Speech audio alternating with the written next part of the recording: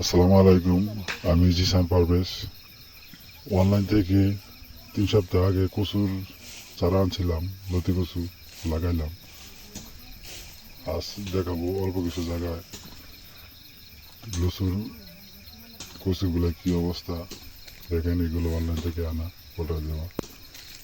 আজকে পানি দিতেছি, বৃষ্টি হয়েছে কিন্তু পানি থাকে না, তাই আজকে কিছু পানি দেওয়ার ব্যবস্থা করতেছি। শাশুর গোবর টোবর যা লাগে দিলাম।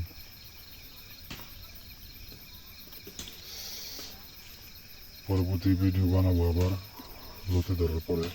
কিছু লতি ধরছি, কিছু বাকি আছে। এটি আগের, এটি বয়স প্রায় 2 মাসের কাছাকাছি।